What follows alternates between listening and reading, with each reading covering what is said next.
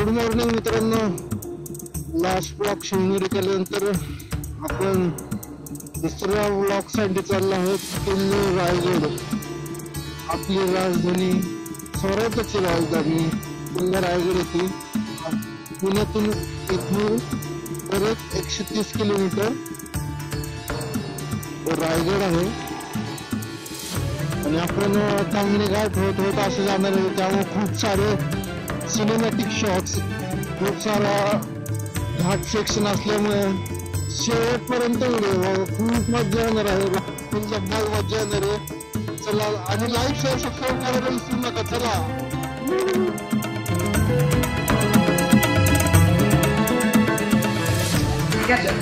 काही ब्लॉग मध्ये आलं पाहिजे असं कोण म्हणालं व्हिडिओ बघायचा आलं माहिती काय मोठी कमी नाही मोठा paragraph Marathi Hindi bye bye.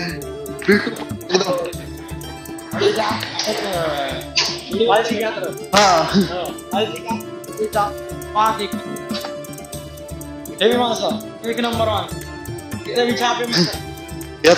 ह्याचा येऊ शकता तुम्ही. चाय वाईन स्नॅक्स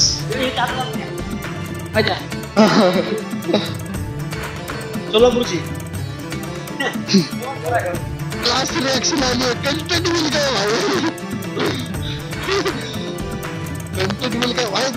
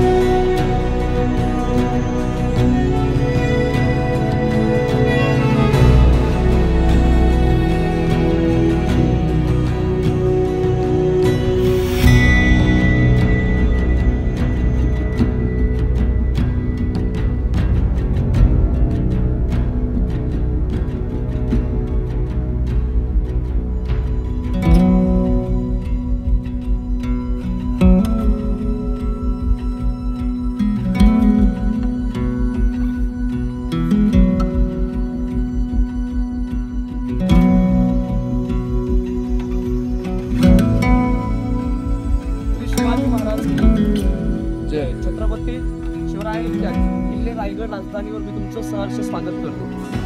माझं नाव आहे सुनील अवतीरकर, गाव हिरकणीवाडी.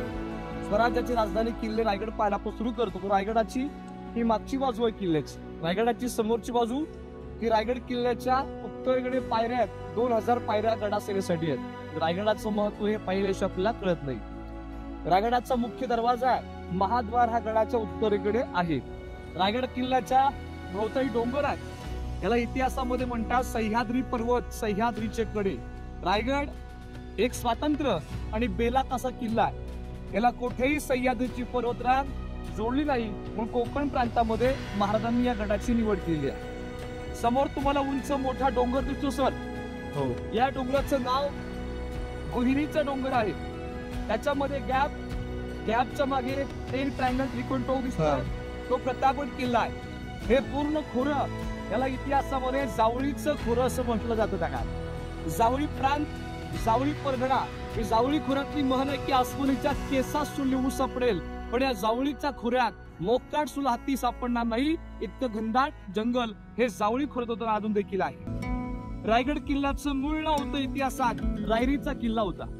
अनेक नावं गडाला होती. रायरी, राजगिरी, तनस, राशीवटा, जंबोदीप, इस्लामगड, बदेलो, शिवलंका आणि पूर्वेकडील जिब्राल्टर. महाराजांनी याचं नामकरण केलं किल्ले रायगड. पण महाराजांनी रायरीचा किल्ला पाहिल्यानंतर राजांचे पंत मोरपंत पिंगळे राजासोबत होते. राजे पंतांना किल्ला पाहून म्हटले की गड बहुत चखोट, चौथर्प गडाचे कडे ताशिल्याप्रमाणे गाव दीडगा उंच आणि पर्जन्यकाली या कड्यास दौलत उगवत नाही. दोनदा तासी एकच आहे आणि दौलताबाद पृथ्वीवरती चखोट गडखरा, परंतु उंचीने तोडता दौलताबादच्या दशगुणी उंच.